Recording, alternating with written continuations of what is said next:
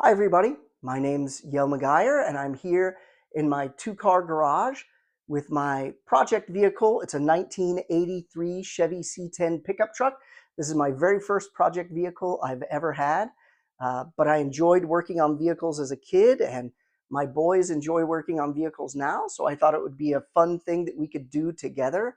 I thought about posting videos on YouTube because just in the few things I've done here, I've learned so much from others on YouTube.